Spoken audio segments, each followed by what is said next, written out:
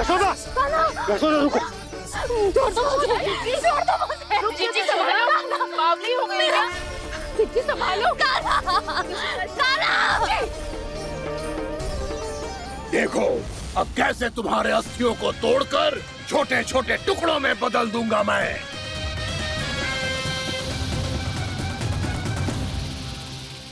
जी आप जाओगी तो आप भी फंस जाओगी। अपने लल्ला के लिए मैं किसी भी संकट का सामना करने के लिए तैयार हूँ। छोड़ो ना यशोदा, हमें कोई और उपाय खोजना पड़ेगा। कोई और उपाय? आप देख ना रही मेरा काना किसका सामने है? काना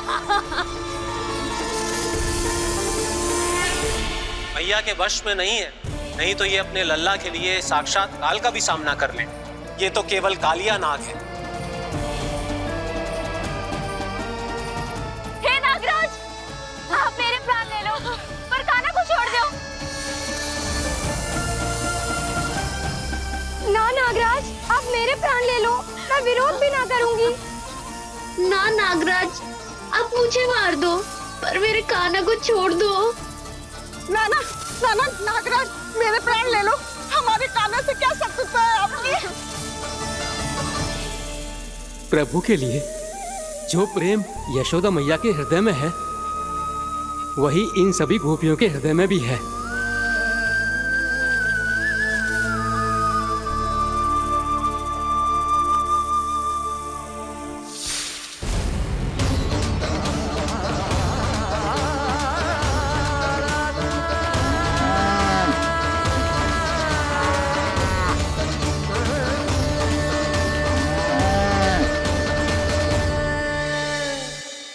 यशोदा, यशोदा,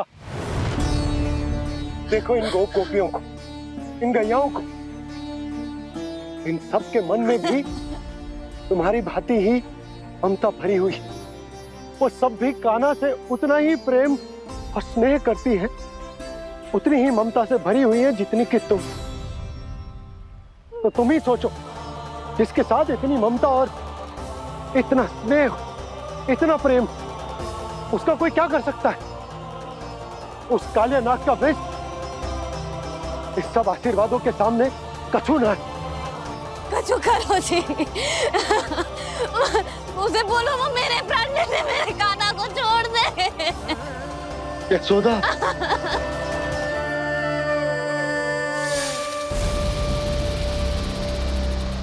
केवल इन्हीं में नहीं देवराज, नाग पत्नियों के हृदय में भी ममता का वही प्रेम उमड़ रहा है। देखिए। मैं आपके हाथ जोड़ती हूँ स्वामी, इस बालक को छोड़ दीजिए।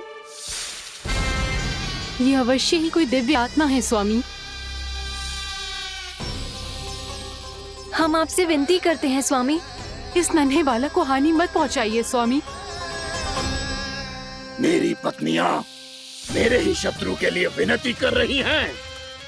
अब यदि इसके पक्ष में एक शब्द भी कहा तुम सब ने, तो मैं इस बालक से पहले तुम सबके प्राण ले लूंगा।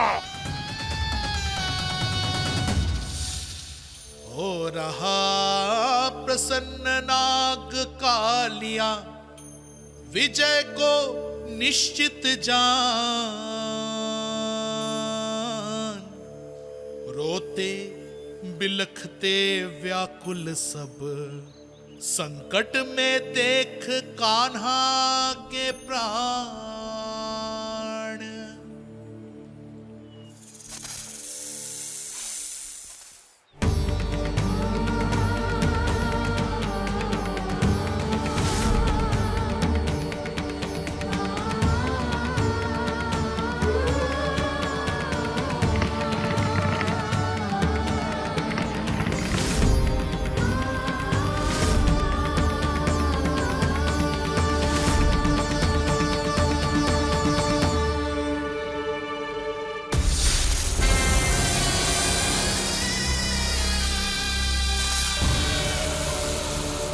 कुछ करो जी, मेरे लल्ला को बचा लो, कोई तो कुछ करो।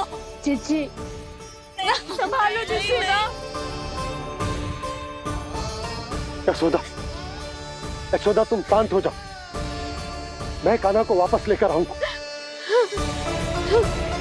मैं रक्षा करूंगा उसकी। ना नंदराज, नंदराज नहीं। कम से कम आप तो समझो नंदराज, कालिया के पास आप जाओगे तो आप भी फंस जाओगे।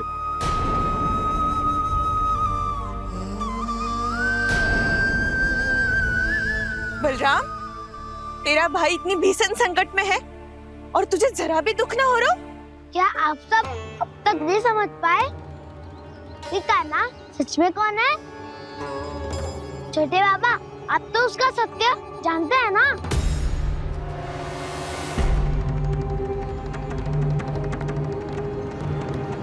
मानता हूँ कि आप सब कान्हा के रहस्य के बारे में नहीं जानते, पर क्या उसके जन्म से आज तक घटी एक से बढ़कर एक विचित्र घटनाओं को भी भूल गए हैं आप सब? भूल गए हैं कि कैसी पूतना जैसी राक्षसी उसका कुछ बिगाड़ नहीं पाई, कैसे तरनावती जैसा भयानक राक्षस उसे एक खरोच भी नहीं दे पाया था।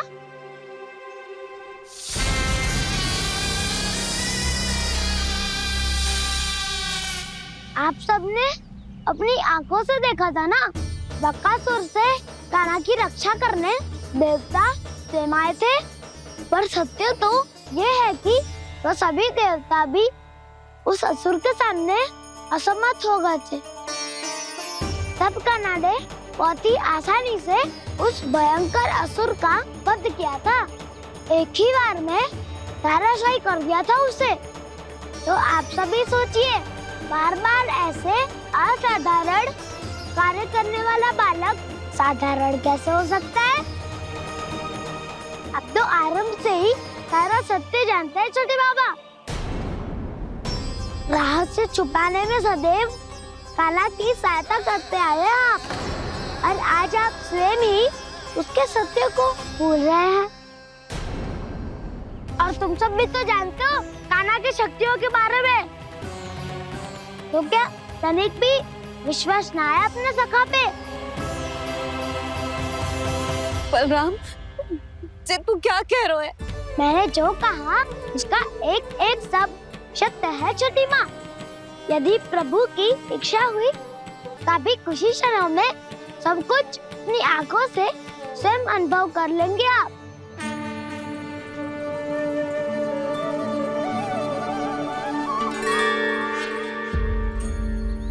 शांताकारं भुजगशयनं पद्मनाभं सुरेशं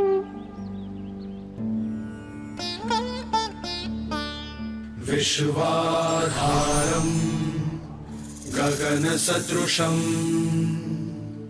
मेघवर्णं शुभांगं लक्ष्मीकान्तं कमलनयनं योगी वीरध्यानगम्यम् वन्दे विष्णुं भवभयहरं सर्वलोकैकनाथम्।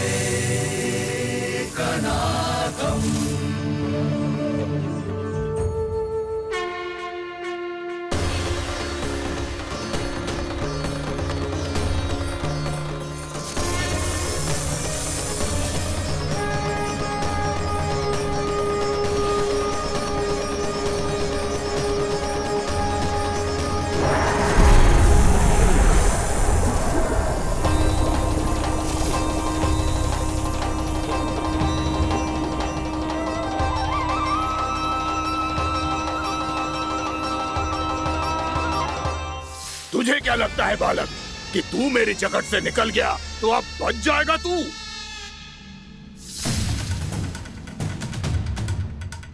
मेरे विष से अपनी प्राण रक्षा करने में सफल रहा, मेरी जगत से भी छूट गया, पर मेरे दंश से नहीं बच पाएगा।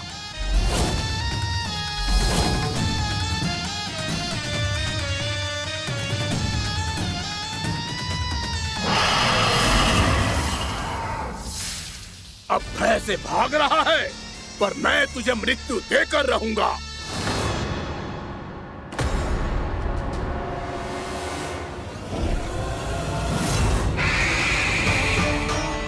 कान्हा!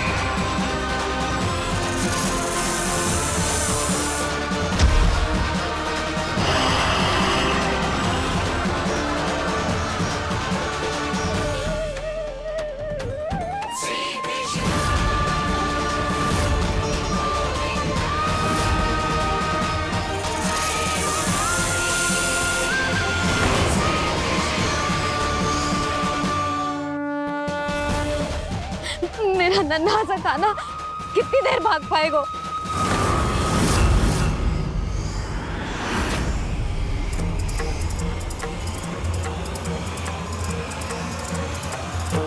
और कितनी प्रतीक्षा करोगे मेरी भक्त कालिया? भक्त नहीं, काल हूँ मैं तेरा। जब अहंकार का मुकुट बुद्धि को ढक लेता है तो भक्त अपने भगवान को भी नहीं पहचान पाता। व्यर्थ की पहेली में मत उलझा बालक। ना मैं भक्त हूँ और ना तू भगवान।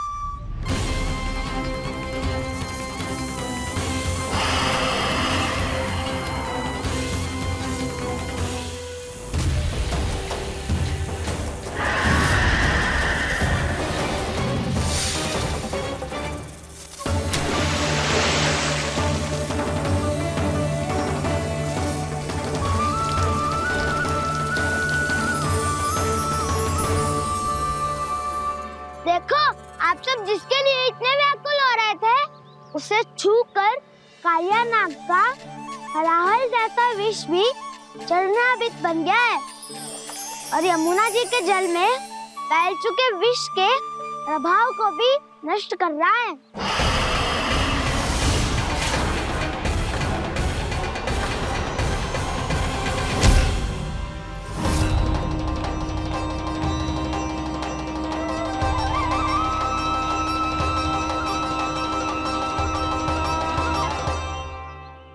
धर्म रक्षक, अधर्म विनाशक प्रभु श्री कृष्ण का कौशल सचमुच अद्वितीय है। नारायण नारायण।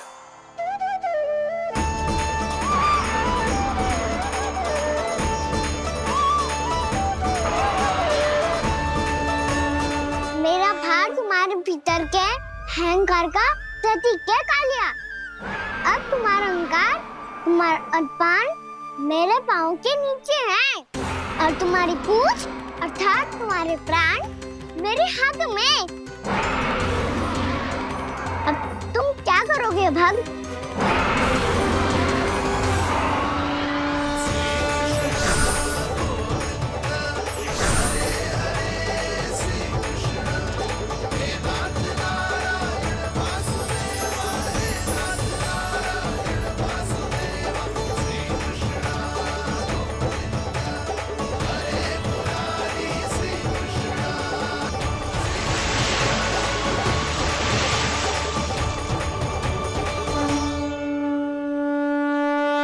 प्रभु, भले ये आपको पहचानने में असमर्थ हो, पर हम सब ने आपको पहचान लिया है। हाँ प्रभु, एक भक्त होने के नाते और एक अर्धांगिनी और माँ होने के नाते मैं आपसे इनके प्राणों की भिक्षा मांगती हूँ। अपनी कृपा दिखाइए और इन्हें क्षमा कर दीजिए। आपके लिए मित्र और शत्रु में कोई अंतर नहीं प्रभु। उसी तरह आपकी कृपा और दंड में भी कोई अंतर नहीं। दोनों दया ही तो हैं, अकारण ही किसी को प्राप्त नहीं होती। हमें विश्वास है कि हमारे पति को मिला ये दंड कोई अभिशाप नहीं है, आपका वरदान है। ये सत्य है प्रभु कि इनसे बहुत से पाप हुए हैं। इनके विष से बहुत सारे जीव जंतु को हानि पहुंची है, पर अब आपके चरण इनके शीश पर पड़ गए हैं। ऐसी कृपा तो बड़े बड़े महान महात्माओं को भी दुर्लभ है, और इन्हें प्राप्त हुआ तो अवश्य ही ये किसी महान पुण्य का ही फल है। हे प्रभु, उन्हीं पुण्य कर्मों की शक्ति का आह्वान कर मैं आपसे विनती करती हूँ, इन्हें प्राण दान दीजिए। मैं अपने इस भक्त को क्षमा अवश्य करूंगी देवियों, यदि ये अपने अहंकार को त्याग कर मुझे पहचान ले तो।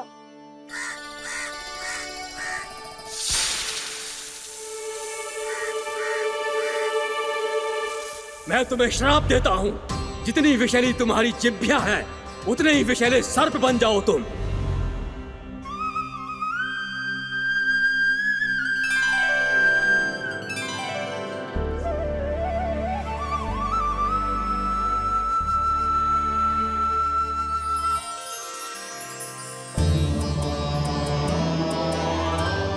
नारायण, मुझे क्षमा कीजिए नारायण। मैं तो आपका परम भक्त था, किंतु मैं आपको पहचान नहीं सका। इसका दंड तो मुझे मिलना ही था, किंतु मैं अब प्रायश्चित करना चाहता हूं।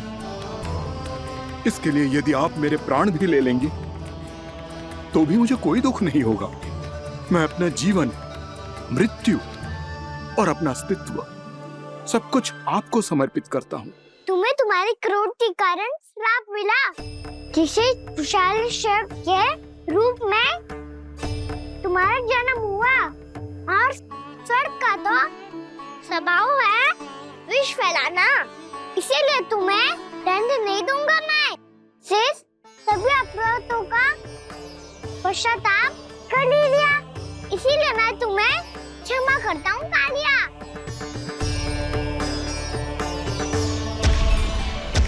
पर तुम्हें यहाँ से दूर समुद्र के बीच जाकर रहना होगा, जहाँ किसी निर्दोष का जीवन तुम्हारे विष से प्रभावित ना हो। मैं चाहकर भी आपकी इस आज्ञा का पालन नहीं कर सकता। मैं असमर्थ हूँ प्रभु, क्योंकि यदि मैं इस क्षेत्र को छोड़कर गया तो मेरी मृत्यु निश्चित है। आपसे क्या छुपा है प्रभु? आप तो जानते हैं कि सर्प जाति और आपके वाहन गरुड़ के बीच अनंत शत्रुता चल रही है, जिसका प्रारंभ नागों के द्वीप नागालय से हुआ था। उस द्वीप पर छोटे जीवों को निगल जाने के लिए सर्प थे, और गरुड़ को सर्पों का स्वाद बहुत प्रिय था, इसलिए वो बार बार नागद्वीप जाने लगा था। पर इस कारण पूरी सर्प जाति उससे आतंकित हो गई थी, इसलिए जब भी गरुड़ वहाँ पहुँचता तो सभी सर्प छिपने लगते। जब गरुड़ को इसका आभास हुआ तो उसे बड़ा क्रोध आया, और वो उत्तेजना में भरकर सर्पों का शिकार करने लगा। भूख ना होने पर भी उन्हें मारने लगा। अब सर्पों के प्राण हरना उसके लिए खेल बन गया था। इस भीषण समस्या का समाधान ढूंढने के लिए पूरी सर्प जाति महान सर्प वासुकी के सामने इकट्ठी हुई। हे महान वासुकी, हमारी सहायता कीजिए। नागद्वीप पर गरुड़ ने आतंक मचा दिया है। पहले तो वो हमें अपना भोजन बनाता था, लेकिन अब हम उसके खेल का साधन बन चुके हैं। भूख हो या ना हो, जब तब आकर वो हमारे प्राण हर लेता है। अनुचित हिंसा के इस प्रथा का आरंभ सर्पों ने ही किया है। पहले आप सबने पूरे द्वीप पर अधिकार कर लिया, फिर आहार के साथ साथ आनंद के लिए भी आप सभी ने निर्दोष जीवों की हत्या की। और जब सृष्टि का संतुलन बनाए रखने के लिए गरुड़ आपको अपना आहार बनाने आया, तो आप सब अपने प्राणों की रक्षा के लिए छिपने लगे। तो फिर गरुड़ का उत्तेजित होना तो स्वाभाविक ही था। नागनाथ, जो हमने अन्य जीवों के साथ किया वही अब हमारे साथ हो रहा है, परंतु ये भी तो सृष्टि के संतुलन के विरुद्ध ही है ना? अवश्य है, इसलिए मैं गरुड़ से चर्चा करूंगा। धन्यवाद प्रभु।